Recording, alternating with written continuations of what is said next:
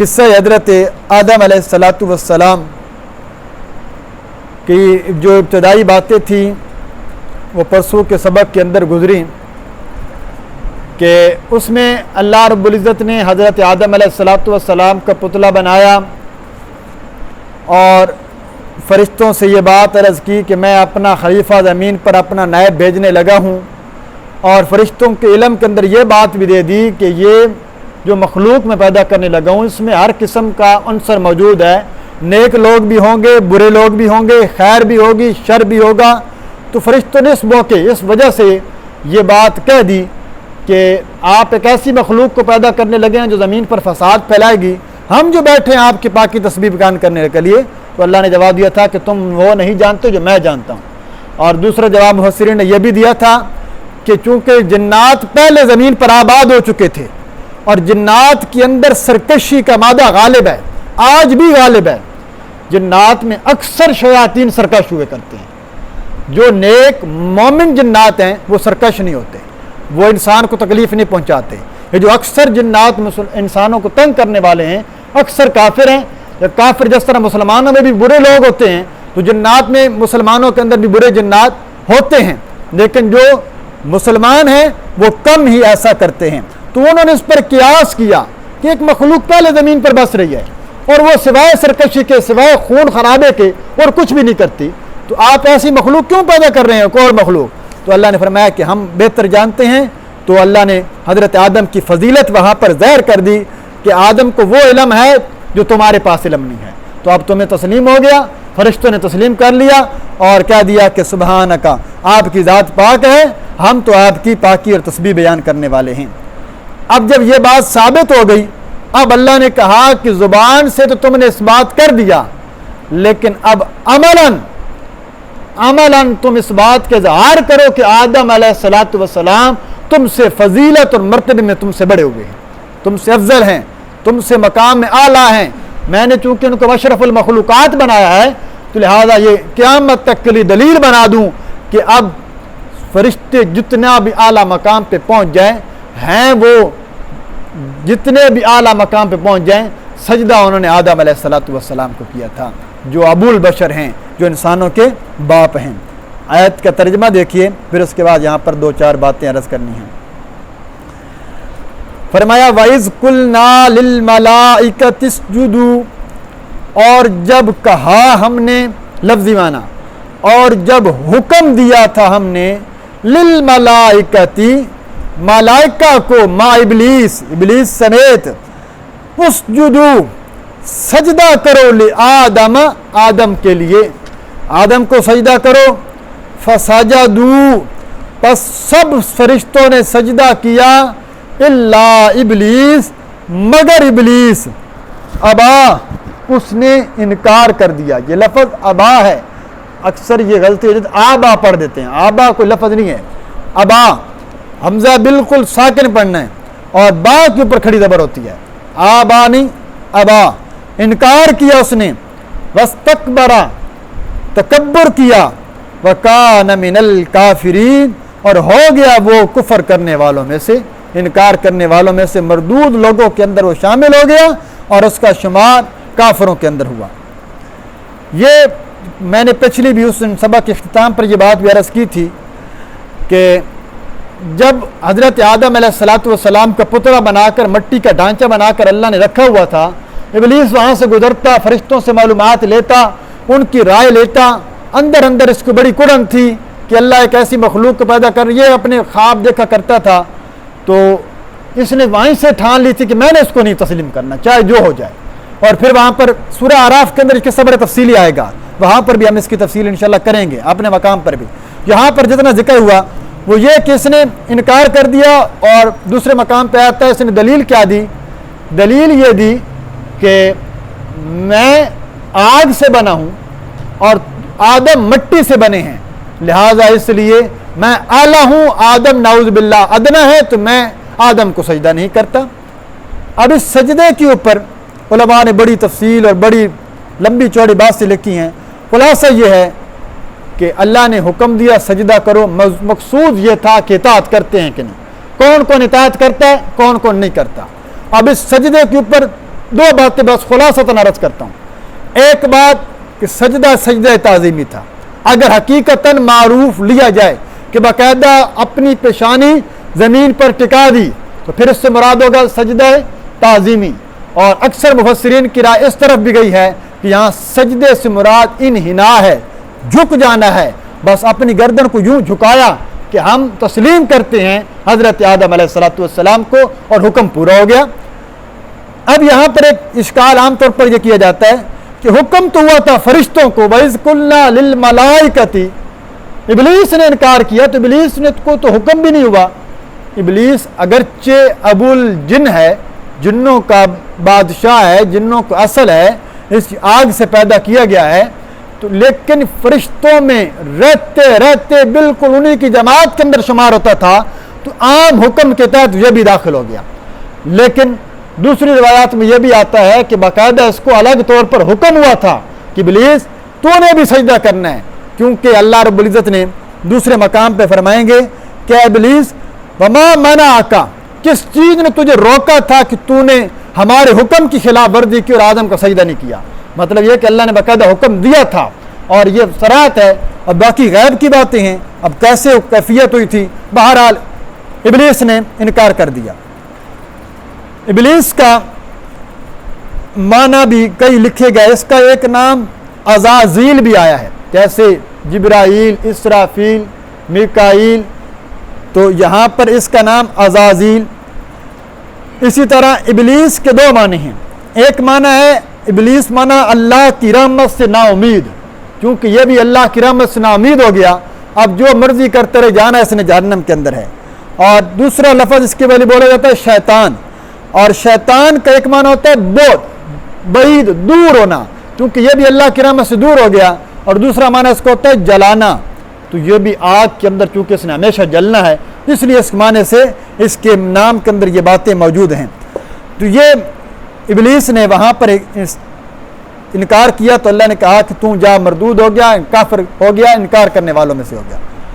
بہرحال اللہ رب العزت نے اس کو وہاں سے دھتکار دیا. تو جاتے جاتے ابلیس نے بھی اللہ سے یہ کہا کہ تو نے مجھے یہاں سے دھتکار تو دیا، لیکن میری ایک آخری خواہش اور میری دعا اور میری یہ عرض ہے کہ تم مجھ کو قیامت تک کے لیے مہلت دے دے. تو اللہ نے فرمایا ہم تجھے وقت معلوم تک مہلت ضرور دیتے ہیں. یہاں علماء نے ایک بڑا خوبصورت نقطہ لکھا کہ اللہ کی یہاں صفت دیکھیے، اللہ کو غضب ناک کر کے، اللہ کی نافرمانی کر کے اللہ نے اس کو اپنی صفت جلالی کے تحت حکم دیا کہ دفع ہو جا جہاں سے تو مردود ہو چکا ہے. اس موقع کے اوپر بھی ابلیس واپس پلٹتا ہے اور اللہ سے اپنے لیے ایک چیز طلب کرتا ہے، اور اللہ اس کو وہ چیز عطا کرتے ہیں، کیونکہ ابلیس کو بھی پتا تھا در تو یہی ہے، جو مرضی ہو جائے ملنا تو یہیں سے ہے. اور اللہ نے اس کی بات کو منظور کیا اور اس کو قبول کر کے فرمایا کہ ٹھیک ہے ہم یہ تیری بات کو قبول کرتے ہیں. وہاں بڑا سخت جملہ لکھا. جملہ یہ ہے کہ آیا اے انسان، کیا تو ابلیس سے بھی زیادہ اللہ سے رحمت کی رحمت سے نا امید ہو چکا ہے؟ اتنی تجھے امید بھی نہیں ہے کہ ابلیس تو کہتا ہے کہ میرا رب مجھے سنے گا اور میری اس بات کو قبول کرے گا، اور آج تو اتنا اپنی رب کی رحمت سے نا امید ہو چکا ہے، تیرا اتنا عقیدہ بھی نہیں ہے کہ میرا رب میری بات سن رہا ہے. کہتا جی میری سنتا نہیں ہے، ان کی موڑتا نہیں. اللہ سب کی سنتا ہے، حکمت کے تقاضے کے مطابق پوری بھی کرتا ہے، جس کو جتنی ضرورت ہے عطا بھی کرتا ہے. اور وہ مشہور حدیث بار بار عرض کی جاتی ہے، لیکن چونکہ ہمارے دلوں میں نہیں نہ بیٹھی ہوئی کہ میری دعائیں قبول نہیں ہوتی، میری حاجات پوری نہیں ہوتی، تو پیارے آقا دو جہاں صلی اللہ علیہ وسلم نے فرمایا تھا کل قیامت کے دن ان دعاؤں کے بدلے میں اللہ نے جو بندے کو نعمتیں عطا کرنی ہیں، اس وقت انسان کہے گا ہائے کاش کہ میری دنیا میں ایک دعا بھی قبول نہ ہوئی ہوتی اور سب دعاؤں کا بدلہ آج مجھے دے دیا جاتا اور میرے جسموں کو لوہے کی کمیوں سے چھلنی کر دیا جاتا، جو گوشت کو جسم سے الگ کر دیا جاتا، میں برداشت کر لیتا، لیکن آج ساری دعاؤں کا ثمرہ مجھے آج مل جاتا. تو یہ حکمت کا تقاضا ہے. بعض اوقات دعاؤں کی وجہ سے اللہ آئی مصیبت ٹال دیتا ہے. میں نے بتایا تھا یہ تقدیر معلق ہے، اللہ سے مانگو گے تقدیر میں لکھا ہے، اس نے دعا مانگی تو ہم یہ ہٹائیں گے، نہیں مانگی تو نہیں ہوگا. اور دعا بھی دعا ہونی چاہیے. آج تو دعا ہی نہیں ہے تو رسم ہے. کئی دفعہ کہہ چکا ہوں, ہم بھی آخر میں ایک رسم ہی ادا کرتے ہیں. ہاتھ اٹھائے, کچھ شروع میں الفاظ کہے, کچھ آخر میں کہے, بس دل کہاں پہ ہے, دماغ کہاں پہ ہے, کہہ کیا رہے ہیں کچھ پتہ نہیں ہے. دعا وہ ہوتی ہے جب آپ اپنے اندر یہ کیفیت محسوس کریں نا, جب کبھی بھی کہ واقعتاً آج میرے دل میں کیفیت آ رہی ہے کہ میں اپنے رب سے مانگوں, اور آنکھ سے آنسو جاری ہو جائے, پھر وہاں پر اپنی دعا کو لمبا کر دیا کریں, لازماً لمبا کیا کریں کہ اب اللہ کی رحمت آپ کے اوپر متوجہ ہے. تو یہاں پر اس نے انکار کیا, مردود ہو گیا. آگے بھی اس کا قصہ آئے گا. بہرحال یہ کافروں میں سے ہو گیا اور قیامت تک کے لیے دھتکارا گیا. اب اگلا حکم حضرت آدم علیہ السلام کے لیے ہے اور ان کی زوجہ حضرت حوا علیہ السلام کے لیے. آیت کا ترجمہ دیکھیے. فرمایا وَقُلْنَا يَا آدَمُ اسْكُنْ أَنْتَ وَزَوْجُكَ الْجَنَّةَ, اور ہم نے کہا اے آدم اسکن, سکونت اختیار کر, انت آپ, وزوجک اور آپ کی بیوی, الجنت جنت میں, جنت کے اندر آپ سکونت اختیار کیجئے, رہائش اختیار کیجئے آپ اور آپ کی بیوی. وَكُلَا مِنْهَا رَغَدًا, اور کھاتے رہو اس جنت سے راغدن جو چاہو, حیث شئتما جہاں سے چاہو, جو چاہو جہاں سے چاہو اللہ نے تمہیں اجازت دے دی ہے. وَلَا تَقْرَبَا هَٰذِهِ الشَّجَرَةَ, لیکن ایک بات خیال رہے, مت قریب جانا تم دونوں, هَٰذِهِ الشَّجَرَةَ اس درخت کے, فَتَكُونَا مِنَ الظَّالِمِينَ اگر تم واقعتاً چلے گئے, فتکونا تو ہو جاؤ گے تم دونوں, من الظالمین اپنا نقصان کرنے والے. ہمیشہ ایسے الفاظ جو قرآن کے ظاہری معنی میں, جس کا لغوی معنی اور ہوتا ہے, انبیاء کی نسبت جب ان کی جانب کی جاتی ہے تو معنی ادب کے دائرے میں کیا جاتا ہے. تو یہاں ویسے نعوذ باللہ ظلم کا معنی ظلم ہوتا ہے, تم ظالموں میں سے ہو جاؤ گے. لغوی معنی ظلم مطلب ہوتا ہے اس کام کی خلاف ورزی کرنا جس کام کا حکم دیا گیا تھا, تو اس میں حرج نہیں ہے.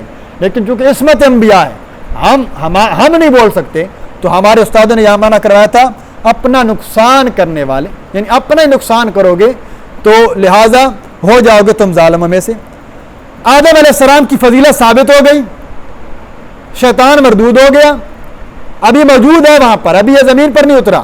اگلا حکم آدم علیہ السلام کو متصل ہوتا ہے. اب دو یہاں پر قول ہیں کہ ابھی یہیں پر آدم کھڑے تھے, ایک اونگ گئی, نیم بے ہوشی کی کیفیت طاری ہوئی, حضرت آدم کی پسلی سے اللہ نے حضرت حوا کو پیدا فرما دیا. اور یہاں پر دونوں, کیونکہ قرآن کے الفاظ ہی کہہ رہے ہیں کہ تم دونوں جنت میں چلے جاؤ اور سکونت اختیار کرو, تو حضرت حوا جنت میں جانے سے پہلے پیدا ہو چکی تھی. دوسرا قول ہے کہ جنت میں جانے کے بعد پیدا کر دی گئی, اور بتلایا گیا کہ آپ کی سکونت کے لیے ہیں, یہ آپ کی اولاد کا سبب بنیں گی.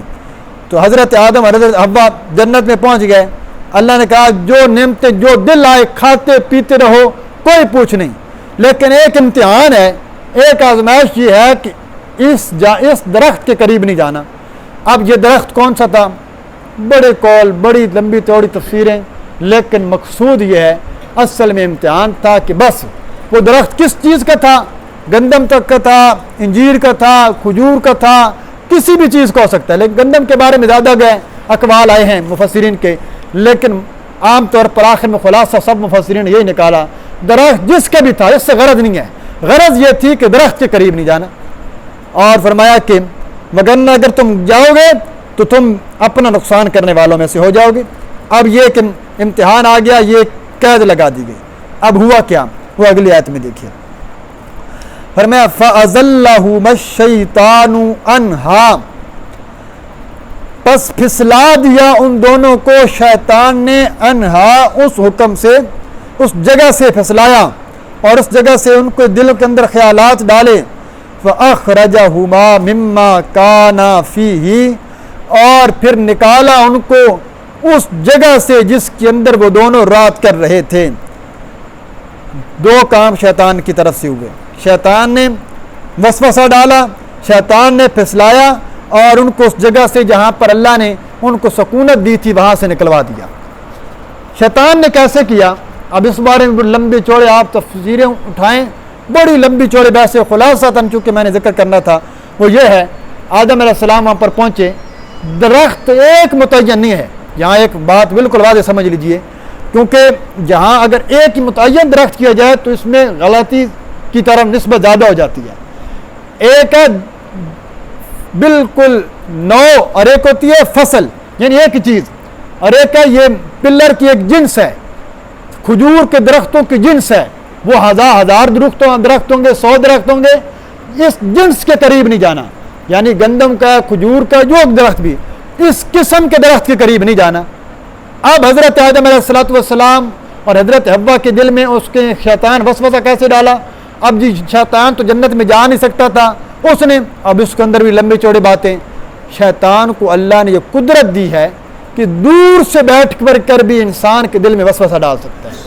یہ بالکل قطعی بات ہے، دور سے بیٹھ کر بھی انسان کے دل میں وسوسہ ڈال سکتا ہے. جنت کے باہر سے بھی وسوسہ ڈال سکتا تھا. اور دوسری معنی تفسیر علماء نے یہ بھی کی کہ یہ شیطان ایک سانپ کی شکل میں جنت میں داخل ہوا، وہاں پر زہر ہوا اور حضرت آدم علیہ السلام کے ساتھ باقاعدہ مکالمہ کیا، اور انہوں نے اس بات کے اوپر قائل کیا کہ اللہ نے جو منع کیا ہے وہ صرف اس درخت سے منع کیا ہے، ساروں سے نہیں کیا.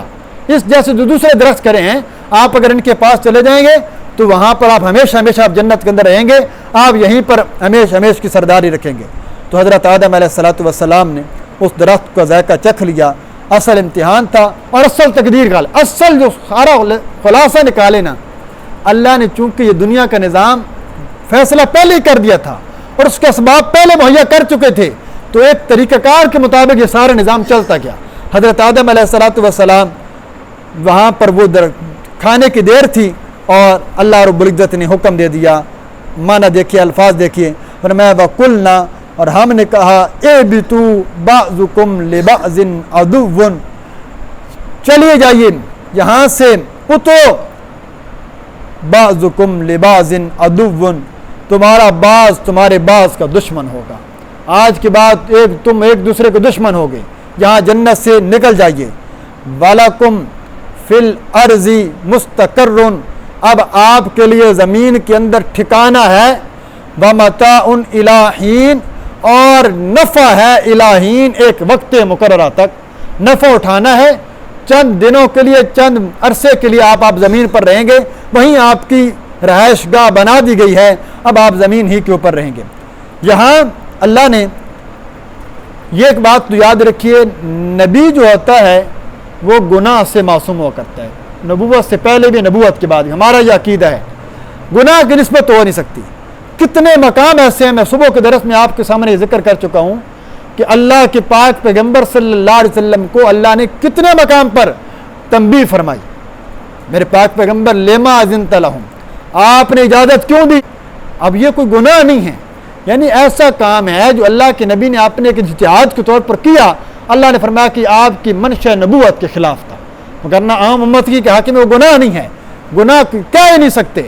تو لہٰذا ایسا کرنا گناہ نہیں تھا حضرت. اور بھول چوک جو ہوتی ہے یہ نبی کے اندر بھول ہو سکتی ہے، گناہ نہیں ہو سکتا. جیسا میں نے واقعہ اللہ کے نبی صلی اللہ علیہ وسلم کی نماز والا ذکر کیا ہے. آپ نے 4 کے بجائے 2 نمازیں پڑھائی تھیں اور فرمایا تھا کہ میں بھی تمہاری طرح انسان ہوں، جب میں بھول جاؤں تو مجھے یاد دلا دیا کرو. تو بھول چوک سے کوئی بشر مستثنا نہیں. اللہ نے حکم دے دیا. اب آج کے بعد 2 معنی ہیں، بعضکم لبعض عدو، کہ شیطان اور تم آپس میں اب آج کے بعد دشمن ہو، کیونکہ اس نے پہلا کام ہی تمہیں جنت سے نکلوانے کا کیا ہے، اب ہمیشہ تمہارا دشمن رہے گا. دوسرا معنی یہ ہے کہ اب یہ ہوگا کہ اب آپ کی ضروریت زمین کے اوپر میں چلانے لگا ہوں، لیکن یہ ایک دوسرے کو دشمن رہیں گے، اور آج تک دشمن ہیں اور قیامت تک دشمن رہیں گے. بعض کے ساتھ دشمنی کرتے رہیں گے، بعض کو قتل کرتے رہیں گے، آپس میں دشمنی پروان چڑھاتے رہیں گے. اور فرمایا اب آپ نے زمین کے اندر رہنا ہے، آپ کی ٹھکانہ، آپ کی رہائش وہیں پر ہوگی، لیکن ہمیشہ نہیں ہے. آدم علیہ السلام غمگین ہوئے نا کہ جنت سے گئے تو اب گئے. فرمایا نہ وقتی ہے. وَمَتَاعٌ إِلَىٰ حِينٍ، ایک وقت مقررہ تک، 900 950 1000 سال جتنا اللہ کے ہاں مقرر تھا آپ دنیا میں ٹھہریں گے. بالآخر آپ نے آنا جنت کے اندر ہی لوٹ کر ہے. لیکن چونکہ اللہ نے نسل انسانی کا یہ سلسلہ چلانا تھا اور اس کا مقصد اور اس کی بنیاد اس فلسفے کی یہی تھی کہ اللہ آزمائیں کون ہے وہ بندہ جو اللہ کا فرما بردار بنتا ہے اور کون ہے جو اللہ کا نافرمان۔ یہی سب سے بڑا پورے واقعے کا خلاصہ ہے کہ انسانوں کو پیدا کرنے کا مقصد یہی ہے کہ کون میرے فرما برداروں میں سے ہے اور کون نافرمانوں میں سے ہوگا۔ اللہ تعالیٰ سے جو اللہ تعالیٰ قرآن و سنت پر عمل کرنے کی توفیق عطا فرمائے۔